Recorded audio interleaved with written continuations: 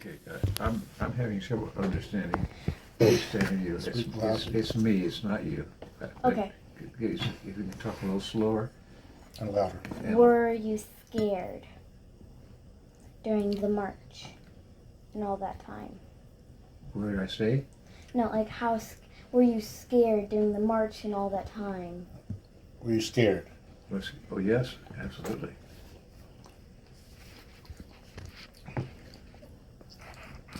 Yes. Peter.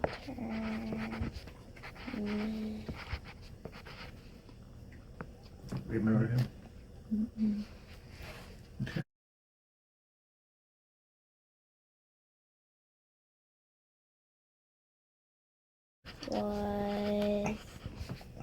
Was Didn't you ever watch Bonanza?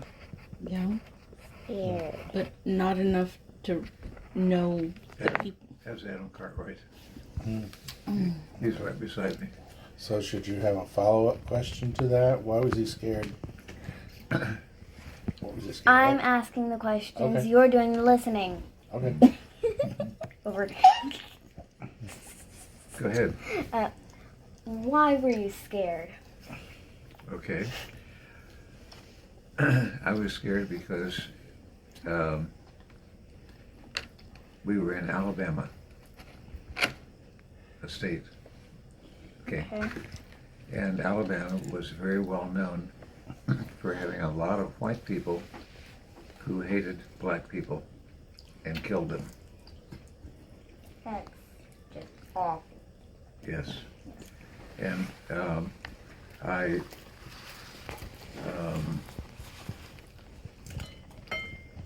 we went to Alabama to march with Martin Luther King Jr. because the black people in Selma, who outnumbered the white people, were not allowed to register to vote. The registration office was only open 2 days a week and only for a couple hours each day. A man that I knew who had an earned PhD, a black man, went to register to vote, and the first question they asked him was, how many bubbles are there in a bar of soap?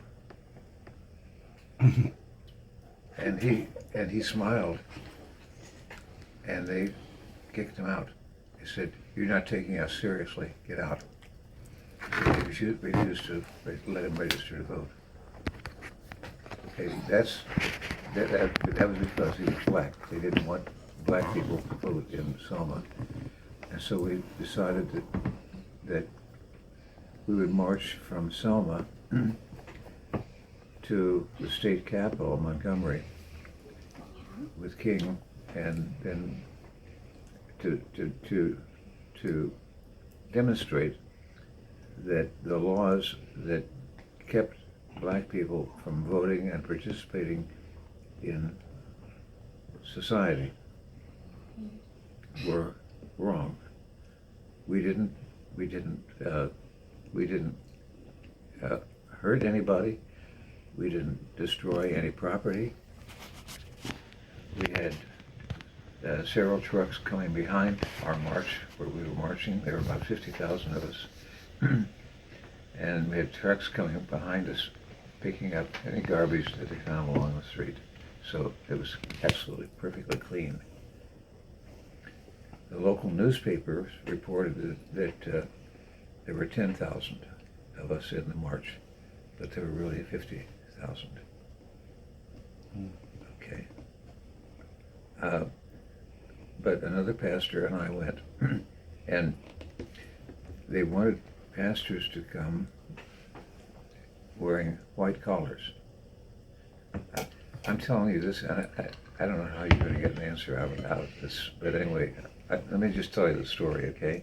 Okay. They told us we had to wear white collars so we looked like pastors. But when we marched, there were 8 people across. 1, 2, 3, 4, 5, 6, 7, 8. Okay, number 1 and number 8 on the outside, that's where we walked. White people who were pastors walked on the outside. The black people were on the inside. That was because on the sidewalks and along the side streets, there were white people who were shouting at us and angry that we were demonstrating. And we thought if we had white pastors, then these people on the sides who wanted to attack the black people in the inside would have to cross over us first to get to them. Like a protective shell, basically. Mm-hmm. Yeah. Okay. So they, and there was only one case that I saw. I was among probably the first 5,000 people in the march. I was pretty close to the front. But there's only one case where a white guy broke in through the lines and started beating up on a white marcher. And very quickly, the people around us got him and held him and took him to one side, and the police arrested him. As we marched along, we were afraid.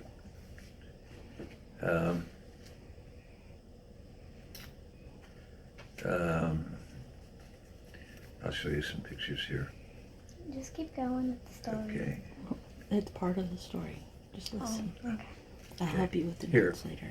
As we marched along, on every building that we passed, there would be a person standing there, a National Guardsman up there with a rifle to protect us.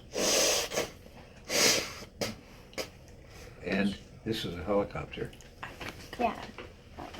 I can tell that's a helicopter. Wow. I can tell it's a helicopter from the Yeah, shape. okay.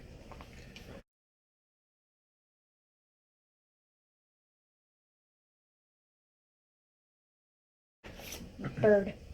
There's a bird on the wire. I thought it was Yeah. a helicopter for a minute. I was like, how is Before, that thing so close? before we marched in, we gathered, The brown.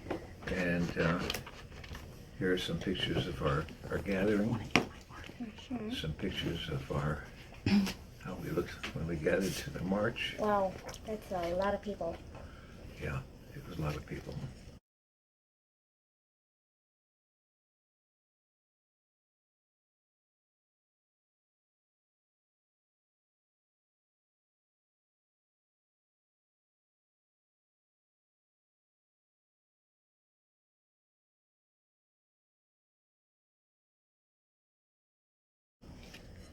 I heard kids got Yeah, got here- sent to jail because they protested for freedom.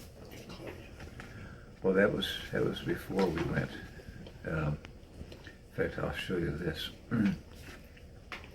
About a week before we went to march to take part in this demonstration, there were 3 white pastors who were there in Selma, and they went to a restaurant downtown to eat supper one night. Okay. And they came out of the restaurant, and this is the restaurant, Walker's Cafe.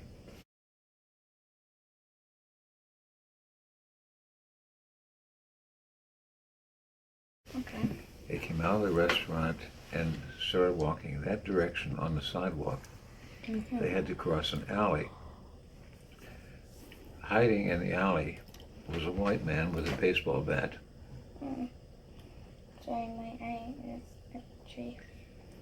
He stepped out. 2 of the men escaped, but one of the men was a pastor.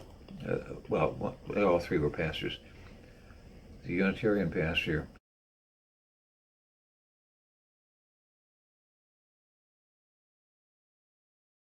he hit that pastor in the back of the head and knocked him out. They took him to the hospital. He died about a week, within about 3 or 4, 5 days later. Why would a man attack a pastor? That, especially. Because they said that we were idiots liking, for trying to be fair to black people. There's a picture of a typical black home in the community we walked through.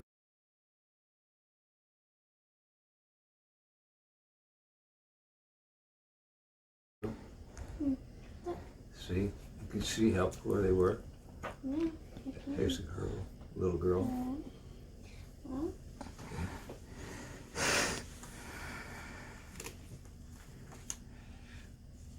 Okay. Okay.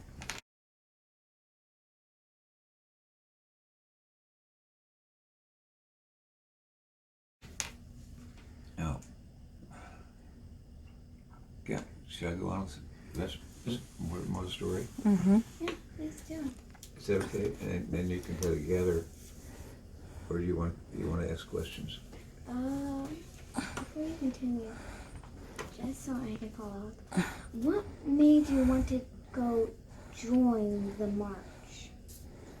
What made me want to go was because black people were being treated unfairly. If you were a black person, okay, in Selma, and you went down and tried to register to vote, they would take down your name, and then you'd have to wait until they called your name. And a lot of times they wouldn't even bother calling your name. But if they did, they'd ask you some stupid question. If a white person came to vote, they'd ask a question like, who was the first president of the United States? If a black person came, it was like, how many bubbles are there in a bar of soap? Yeah. Okay, so the black people would fail. But worse than that, the next morning after the registration day, the names of all the black people who had tried to register to vote would be on the front page of the white newspaper. And the white people would read the newspaper and see the name, oh, there's my maid. Well, that's it for her. So they'd fire the maid. They'd fire the butler. They'd fire the lawn. I cut the grass for them. They'd fire anybody who was working for them. So if you tried to register to vote, just getting your name up there got it on the front page of the white newspaper, and then you lost your job by the next night. And if you're lucky, well, and usually you weren't, but usually you had garbage dumped on your yard and on your house that night. And so the black people said, no, it's not worth it. It's not worth it. We're not going to try to register to vote. Now, we had one of the songs that we sang. Are you recording this? Mm-hmm. Oh my. Don't post it anywhere. Just keep it to yourself, okay? Yeah. A long time before we had the cotton gin, they said we better bring a lot of working people in. We carried them over in a slavery boat. Well, if you bring people here, you gotta let them vote. That was the song we sang. I like it. It's catchy. And one of the songs we sang frequently, we shall overcome, we shall overcome. But by overcome, we didn't mean beat up on other people or destroy their property or anything. Martin Luther King believed in passive resistance. And what that means is,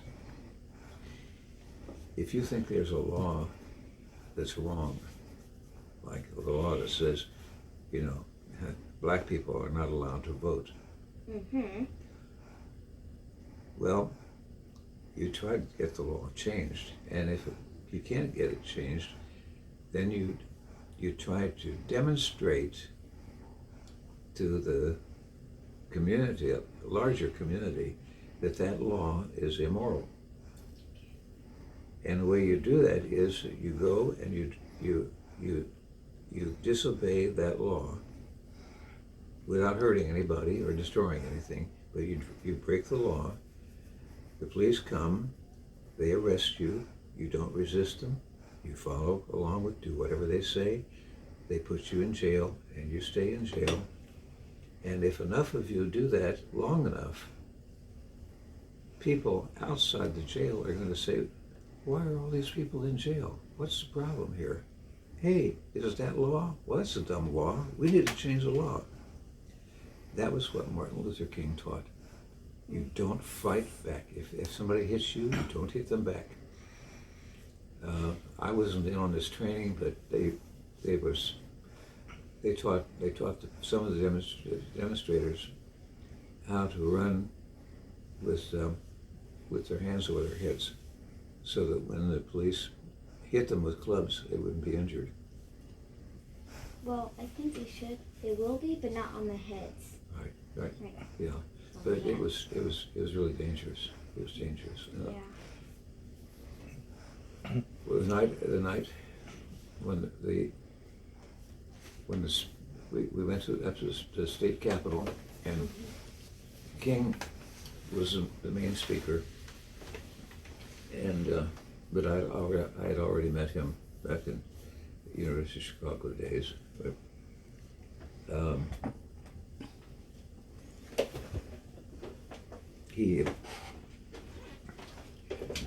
when March ended, my friend Dave and I, we had arranged to go to Selma.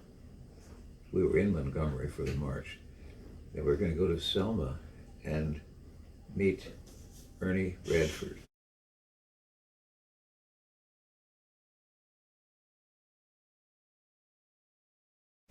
And this is Ernie Radford, he's a black pastor, Presbyterian. Okay. Is it this guy right there? It's him. And that's me. Cool. So anyway, so we went there, and as we hitchhiked there, we caught a ride on the highway with a black man who had two black women in his car. And so Dave and I were riding along with them. Everything was fine. And we were talking, and all of a sudden they stopped talking. And they didn't look around, they didn't move, he just kept driving the car. And we thought maybe we had made some mistake, or it offended them, you know. And what happened was, after about 10 minutes, they started talking again, and they sat back in their chairs and relaxed. We said, what happened? They said, that was Lowndes County, Lownddes, Lowndes County. We said, what's Lowndes County? They said, that's where the white people have killed the most black people. It's the most dangerous place in Alabama. We went through it. 1 hour later, there was a woman, a white woman from Detroit named Viola Liuzzo, who was driving to Montgomery to pick up people who wanted to stay all night and fly back the next day, and they didn't feel safe staying in Montgomery, so she was picking them up and driving them back to Selma, and she took a black boy along with her, Bobby Mouton, and as they were driving back along the highway in Lowndes County, just 1 hour after we'd been there, a car pulled up alongside them on the highway, and the car had several white men in it. The white men pulled out guns and shot. They killed Viola. Bobby was able to grab the wheel and steer the car off into the ditch and bring it to a halt. And then he looked up and he saw that the car with the white men in it was turning around to come back. So he took some blood from her body and he smeared it on his face and on his hands and on his clothing and laid down and pretended he was dead.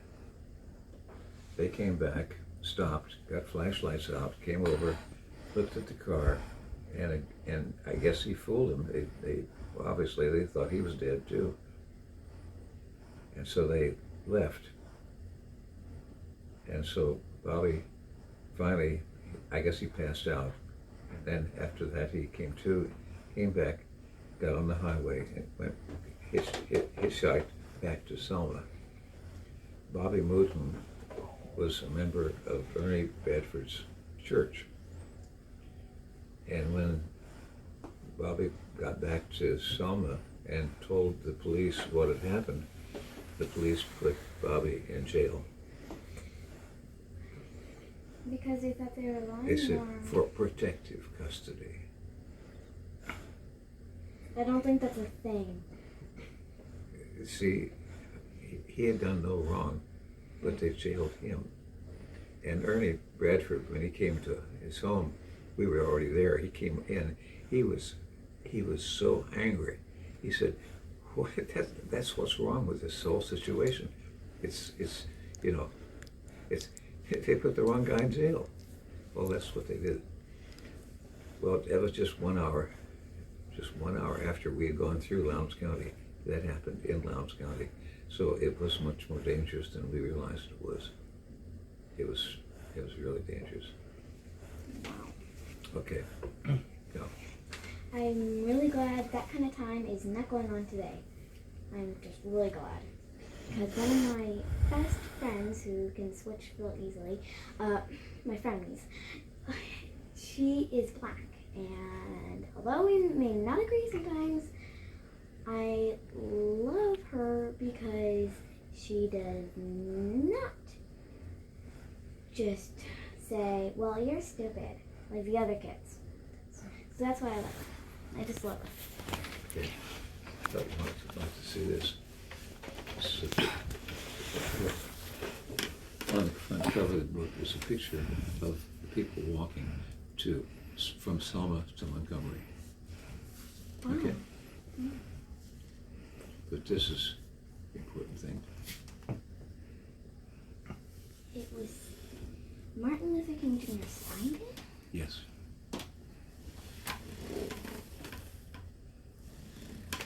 Take a picture. I'm recording.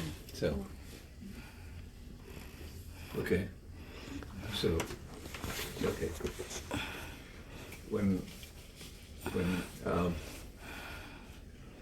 When we got back to St. Louis,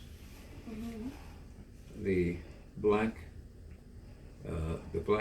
leaders, some of the black leaders, had been urging us, pleading with us, please come and take part in a demonstration, take part in the march to Montgomery.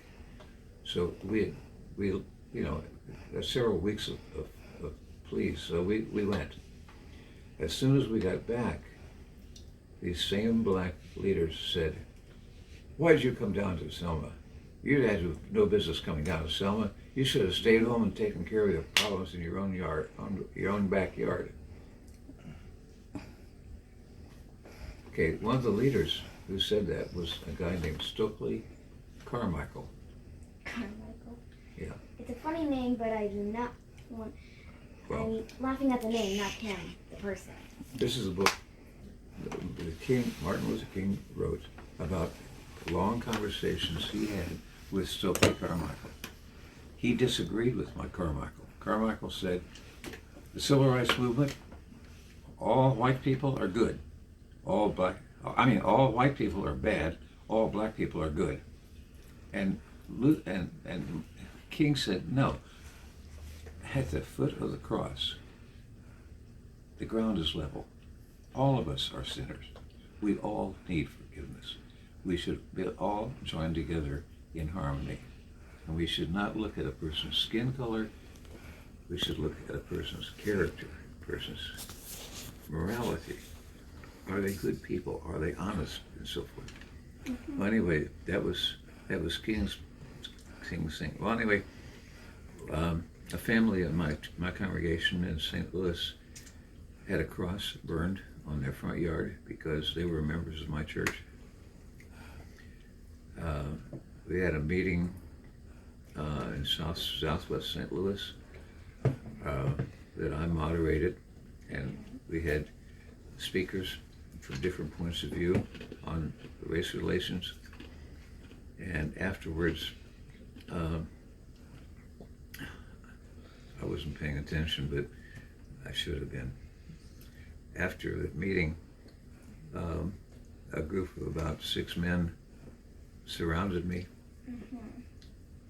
and began to tell me that they kept saying, you don't understand, and they used the word which you're not supposed to use now, nigger, instead of negro, but he said niggers are inferior, and if a nigger married a white person, the children will all be spotted, black and white spotted, just like cows, you know.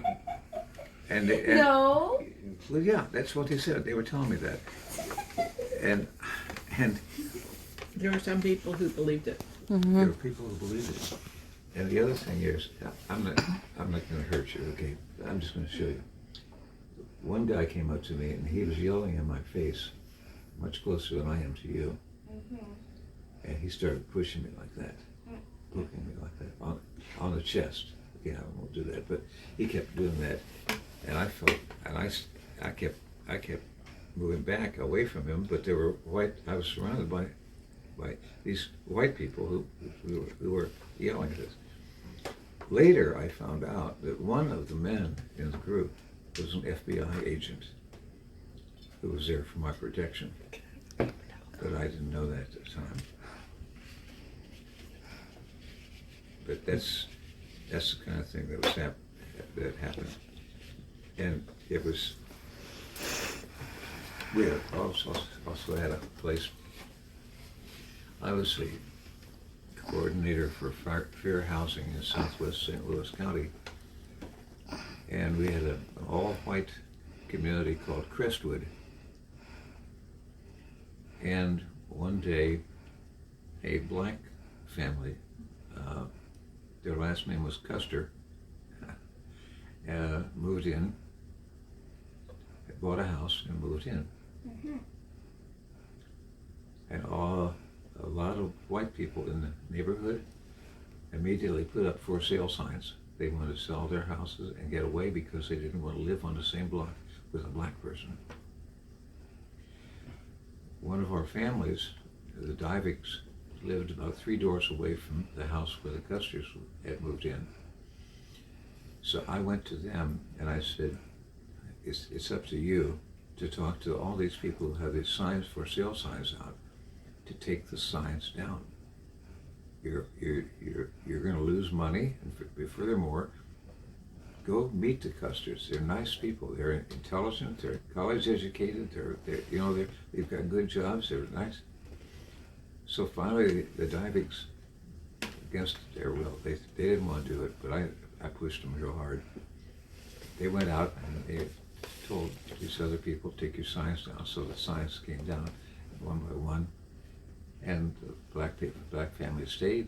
The white people became very friendly with them, and everything worked out well. So that was one little bitty success that I had among a lot of failures. But that was the kind of thing that was going on. And so now the big difference is that today Black Lives Matter is a movement that Martin Luther King Jr. would be opposed to, I believe. What does opposed mean? Opposed? Against. He would be against that movement. Because Black Lives Matter is a way of saying other lives don't matter. It's a way of, and that's going the other direction. White lives matter. Well, that'd be terrible. That's racist. Black lives matter. Well, that's just as racist. But no. It should be all lives matter. All lives matter. Yes. And then they'd say that's racist too. Yeah, that's right. Yeah, and I happen to believe that, and this is where I am in agreement with Missouri Synod. I believe that even unborn lives matter. Unless there's a good health reason for having an abortion, I think you shouldn't do it. But anyway, that's my story, and I'm sticking to it. Okay. Any other questions for me, folks? Did you have a good friend that was black? Do I have a good, Say it louder. Did you have a friend that was black? A friend who was black? Yes, yes, yes.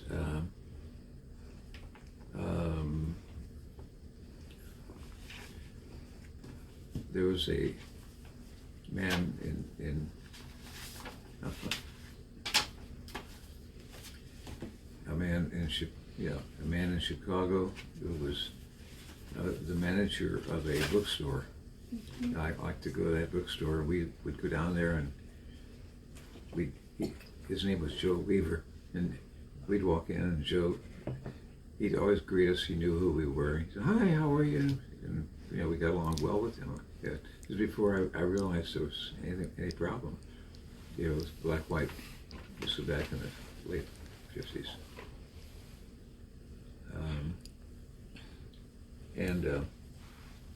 But he would tell us about new books that came in, and hey, don't you want to buy this book? This is really a good book, buy this one, and whatever.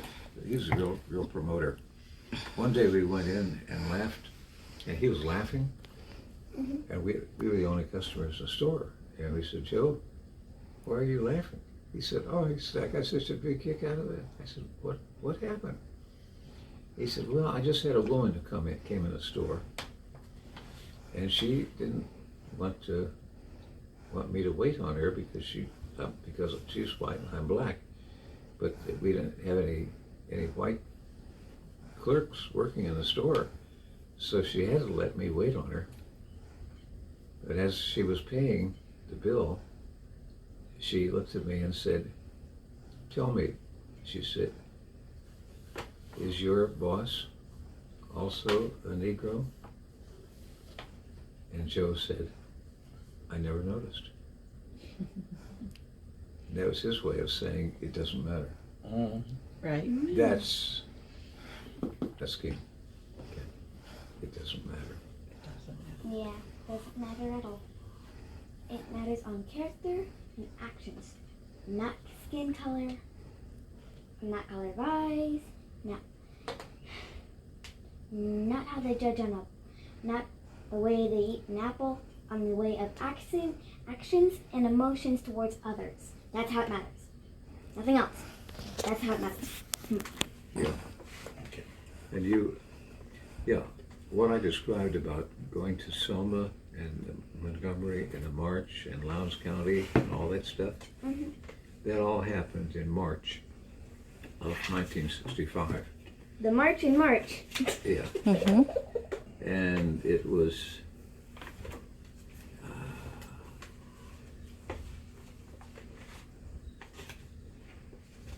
well, come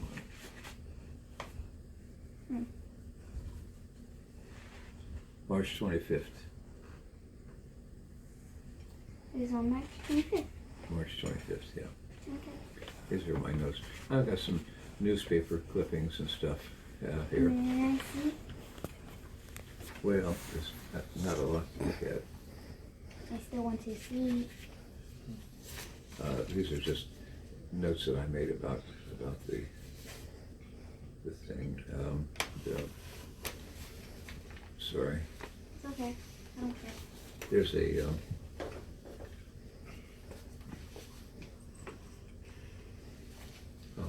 interesting story here. I get this clipping. This is a picture of the man who was hit in the back of the head and killed. This is James Reeb. Yep. Okay. I was telling this story when Abraham and Greta were here visiting, and I mentioned his name, and she put her hand over on my arm, my forearm, and her hand was trembling. I said, what's wrong? She said, his daughter and I danced together at the University of Utah in Salt Lake City. And she said, I remember one night, his daughter, I forget her name, came to my room and sat, and she just cried and cried because she said her daddy was killed, so the civil rights movement, and she didn't know why he was killed, and it wasn't fair, and so forth. She said, now I can talk to her. But that was, it's one of those things that you never know what's going to happen. There's the folders that they're passing out for us to use.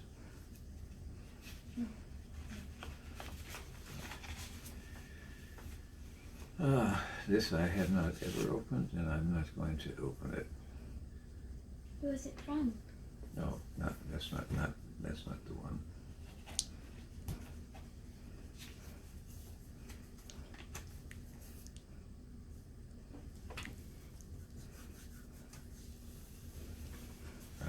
Yeah. I need to get this all straightened out. Anyway, there are stories in here, and you can, if you go to Selma now, you'll find they have a museum there right by the Pettus Bridge.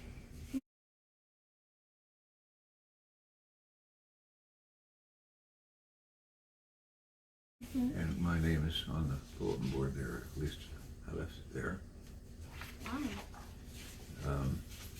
With all names of a lot of the people who also marched. Yes.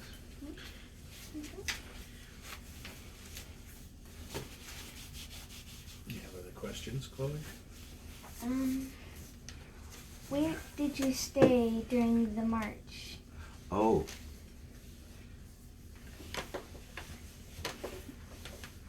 We stayed, the first night we were there, we stayed in the home of a black school teacher and her daughter. They lived in a black part of Selma, and they said we were allowed we could stay with them. So we stayed with them. They fixed a wonderful breakfast. They had a nice, lovely home and everything. And but as we were walking, as David and I were walking over there, we saw some police officers come walking down the street, some white police officers, and we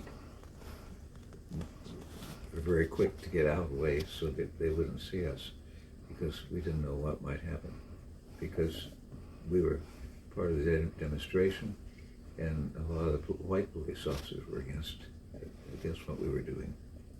Okay. You can go on the internet and Google my name, and you can find there an obituary for the woman in whose home we stayed. She died, and in her obituary she mentions my name as having written letters back and forth to her several times for several months after the march when I came back to St. Louis. I had no idea how it was mentioned, and I didn't even remember her name.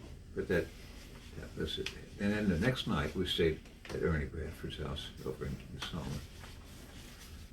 There was a book published last year, which you are mentioned in, about the civil rights movement and that you stayed with, I think the lady's aunt or something, as her niece or someone related to her, and you're mentioned in the book as well. That's the one. That's the one, yeah. Very, very neat. Yeah, and it was dangerous. Oh, yeah, here's the one I've never opened and won't. It's addressed to, let's see who it's addressed to.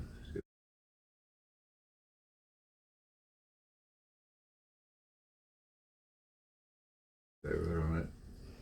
You can read it. She's not good at reading cursive yet. It says Mrs. Jane Peterman, Mr. and Mrs. John H. Peterman, My parents. care of Mr. Kent Carroll, attorney, to be opened only in the event of extreme sickness or death. Okay. So I haven't died yet, so I can't open it.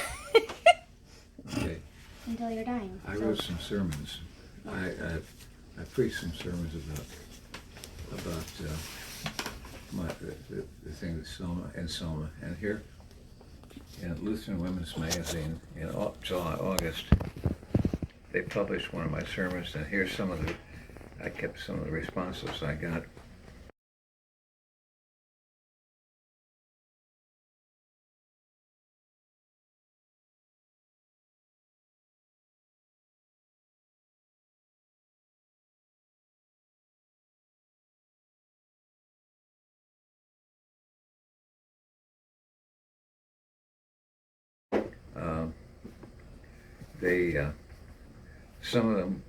Some of the people praised me for what I said. Other people were mad and said I had no business. I wasn't a Christian, and it just goes on and on and on.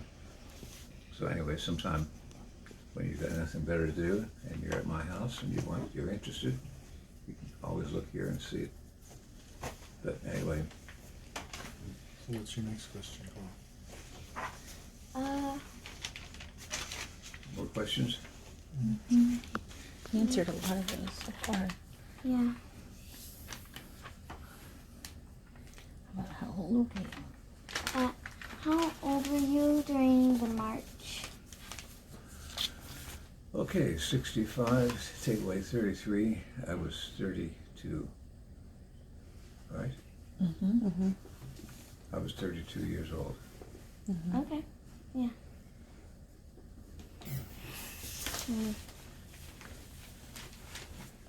Look on the back.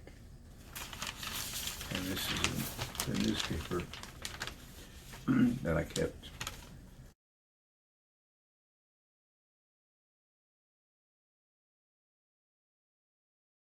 From Alabama, from the, I think the day after, March 25th. Yeah. Front page, it'd be front page anywhere else. 50,000 people, but that's all it had. It had stench from the sewer line and this and other big articles, and this little bitty thing here about rights marchers reach Capitol. How long was the march? What? How long was the march? The march from Selma was, I think, about 55 miles to Montgomery, but I didn't go that whole distance. Most of us didn't. Only about 380 people did, I think. We flew into Montgomery to St. Jude schoolyard, and that's where we all gathered and rallied. And then from there, we went to Montgomery, the state capital of Alabama.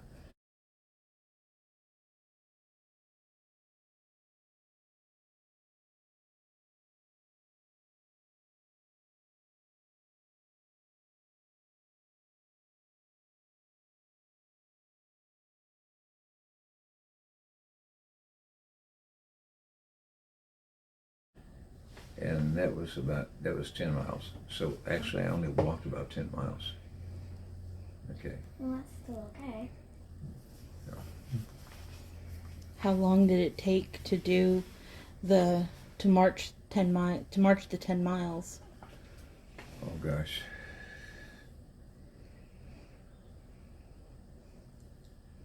We got underway about 10 in the morning, I think, and didn't arrive.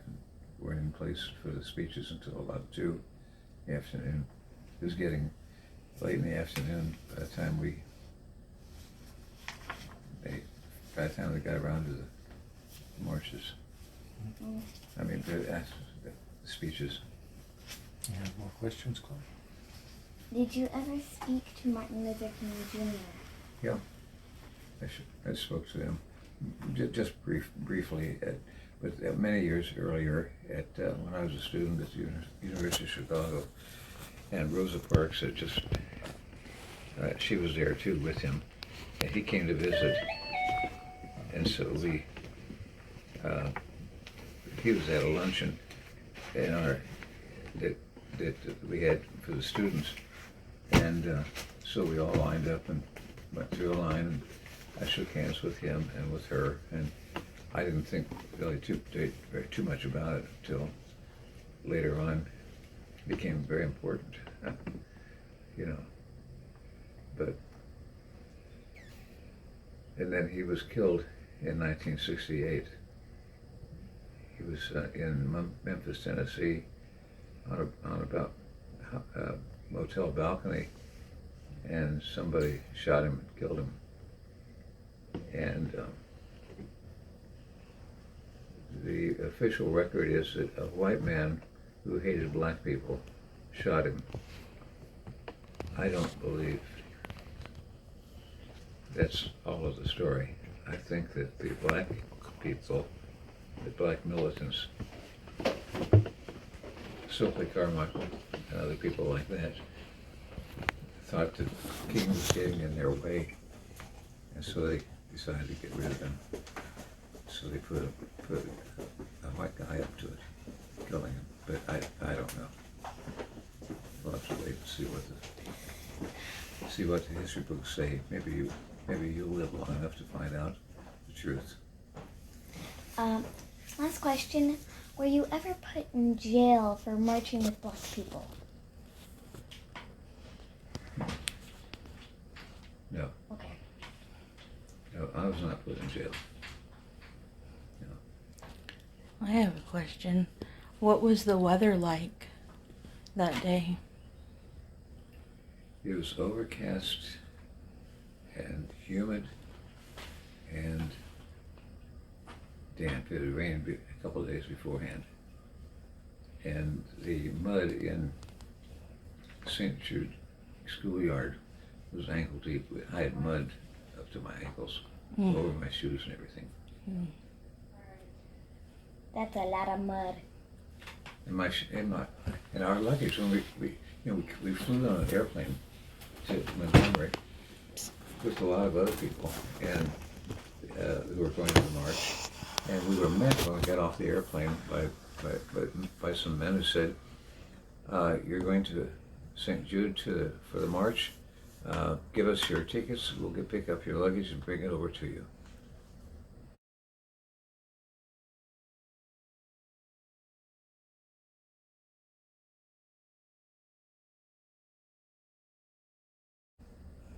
Okay. They didn't.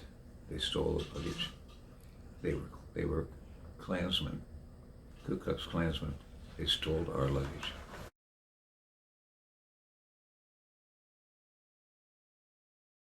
Hundreds of us lost our luggage, all our luggage. So for 3 days, I wore the same clothes. I couldn't. I took a bath. I couldn't even shave. I didn't even shave until we got over to Ernie at Selma, and I went down to a store and bought a razor. I could shave. But that's how it was dangerous. Let's see. What else do we have written? I'm Chloe. I'm sorry. I just told you the story. I don't think I helped you much with answering your questions, or maybe. I think you did, because a lot of her questions, as you told your story, Were answered. So Really? that's part of the reason why I'm recording, is so that we can refer back to them and pull out the data that she needs and the information that she needs. Is that all right? Yeah, we're good with that. Listen, you can call me anytime you want to. Well, not between midnight and 6 in the morning. Yeah, But otherwise, you can call me and ask me questions. I'd still be asleep during that time anyway, so yeah. Okay, No, I wouldn't okay. even be able to. Is there anything else you wanted to ask? No. Okay. Good. Yeah, so that's gonna wrap it up there. Is there anything else you want to add, Grandpa? Is there anything you want to add about the... No, I just wondering, didn't Tony Settles give you a book about Martin Luther King? long, not long, not long, because mine eyes have seen the glory of the coming of the Lord. Yes, he's trampling out the vintage where the grapes of wrath are stored. Yes, sir. Yeah. He's loosed the fateful lightning of his terrible swift sword. Yes, his truth is marching on. Yes, sir. He has sounded forth the trumpet that shall never call retreat. He is sifting out the hearts of men before his judgment seat. Oh, be swift, my soul, to answer him. Be jubilant, my feet. Our God is marching on. Glory, hallelujah. Glory, hallelujah.